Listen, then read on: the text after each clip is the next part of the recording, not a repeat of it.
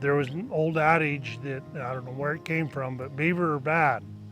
Well, the history says that if we'd left beaver in all these streams, a lot of our flooding down south in the Missouri River would have been slowed down, even the local flooding. We have a intermittent stream, they call it, that runs clear the full length of our place. And when we first came here, there was very few trees on it. In places there was no trees, except what had been planted. The channel was getting deeper and deeper all the time. There was nothing to slow that water down, so it was cutting deep channels in it. We don't get a lot of rain here, but when we do, we might get what you would call a gully washer. And what would happen then is we would get a lot of erosion, and the streams then would carry a lot of the silt down into the creeks, and we would just see more of the erosion. I think us as humans over the last several decades, we started this process of engaging in this battle with nature, and it's kind of cyclic from there on, and we have to keep countering all these manipulations that we've imposed on nature. And in reality, we really just need to go back to letting it do what it was. But now that we've come so far, I think we as land stewards have to counter what we've already done, right? So that's part of the repair process that we're trying to embark upon right now. We've learned that rest and rotation, the water distribution, time of year grazing on riparian areas really makes a difference. This country is terrible erodible, but I'm doing what I can to make this as good as it was.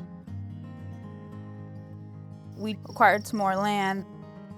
Just recently, just started really thinking about it more and the potential that it has, and then going down and just walking, the creek bed and seeing signs of beaver at one point in time. And just really starting to ask questions again of the potential of what it could be. So it's all really exciting.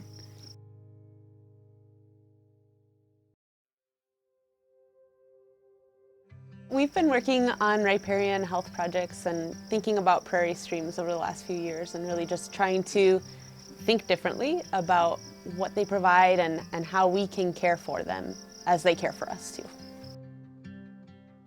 One of the projects is a stream guide to learn more about what types of streams are in Western South Dakota and what possibilities they have and how we can work with them to get to that best potential. And we don't really know what their potential is because so much has changed over hundreds of years. And our hope is to just start thinking about how we can continuously improve.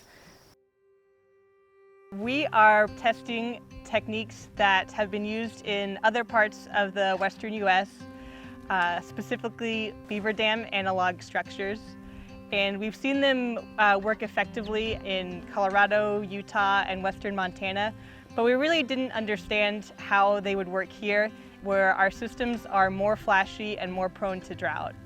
So we're constructing these mock beaver dam structures to help slow and hold the water on the landscape and to mimic the role that beaver historically played. We're also building rock structures called Z-dike structures that were initially developed in New Mexico and the Southwest, and those are to help us control erosion and to work in the same way, to dissipate flow in these streams and to help restore systems. So basically what we're doing is sort of trying to restore these streams to more of a functional capacity. The channel that I'm standing in now is fairly incised, and what we want to try to do is get that water level up as high as we can. So not only do we want to hold back some water, we want to trap some sediment as well. By adding these structures to our streams, we make our streams more complex. Complexity builds diversity and resiliency in these systems.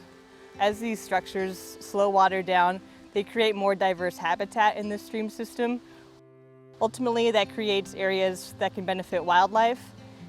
These areas can become really productive when they've been restored, which can lead to more forage production for livestock producers.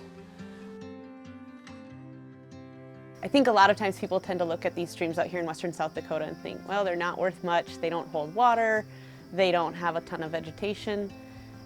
Our hope is that that's not always the case, that as we've seen some streams really respond very quickly and very well, these things have a lot of potential. And so our hope is to just inspire landowners to think about how we manage for change and how we can potentially continuously improve these streams for future generations.